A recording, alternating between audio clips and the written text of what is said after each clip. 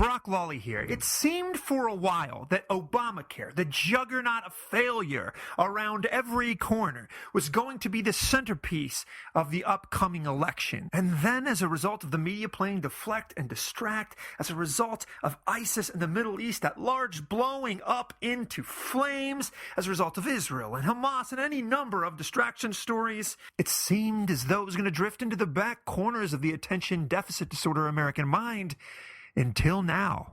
Obamacare and the law was a bit of a shotgun wedding, if you will. Obamacare and abortion, well, that was a three-card Monty lie. This is President Obama just months before he and his Democrats shoved Obamacare down the American throat like a roofie at a college party. No federal dollars will be used to fund abortions, and federal conscience laws will remain in place. Not only did Hobby Lobby and Conestoga Supreme Court challenge prove that that was a bold-faced lie, but right now the administration is suing, wait for it, the Little Sisters for the Poor. This is the sweetest little handful of nuns you've ever seen who spend their every waking hour serving the needy.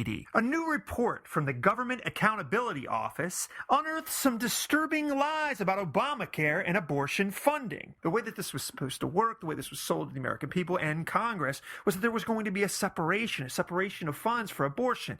This, of course, was a gimmick, by the way, that's not even being implemented now. They're not even bothering to put on airs at this point. It's just full floodgate federal funding. The Government Accountability Office discovered that 17 of the 18 insurers reviewed did not itemize like Obamacare said it would itemize. Abortion was covered in every single choice that the enrollee had.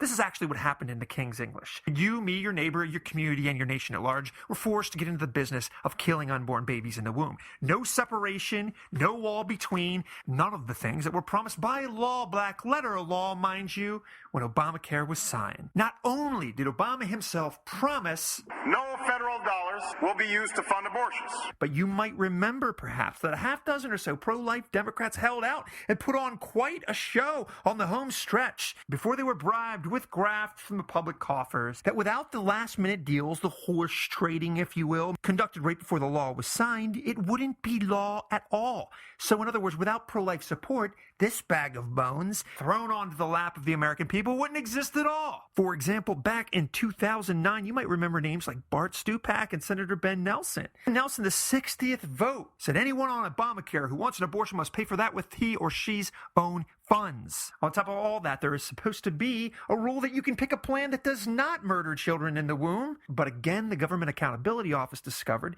that in the 5 states investigated so far, all Obamacare plans include taxpayer-funded murder in the womb, despite the fact that it is stated in the law that you can choose non-abortion plans. This is also a violation of the Hyde Amendment, existing law that, in fact, Obama cited when selling Obamacare, saying, I quote, "We're not going to violate the Hyde Amendment," end quote. The Hyde Amendment literally says, and I quote, "No federal funds shall be expended for abortion." Period.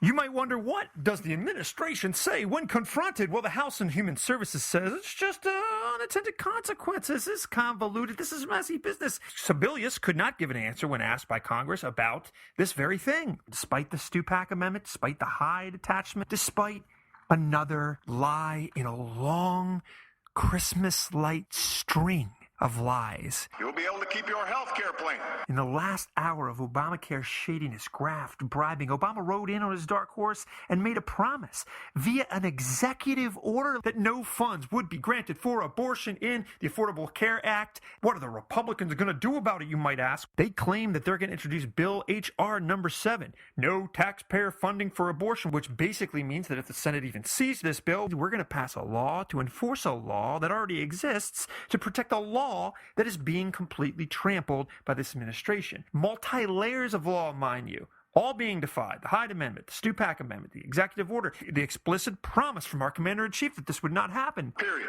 That's the cobwebs, that's the inside Washington, D.C. baseball. Here's the truth. They know what they're doing. The pro-death, pro-abortion leftists that want the government to pay for child murder have always wanted the federal government to pay for child murder.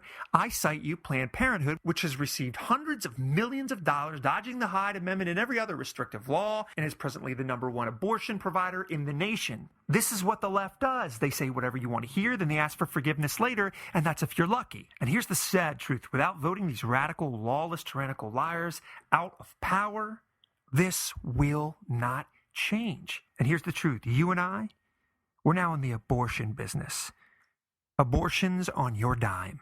Here's what I suggest you do. Change the Senate in November.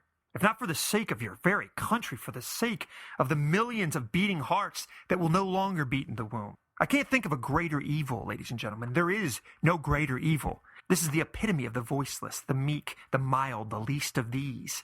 They're killed by the millions, and now you're forced to pay for it. Your frustration is my frustration, and it's felt by millions of your fellow citizens. Let your voice be heard in November. Send the left into a powerless purgatory from which they'll never return. Let your vote be your voice. Thank you for listening. For more such commentary, visit the Brock Lawley Show on iHeartRadio.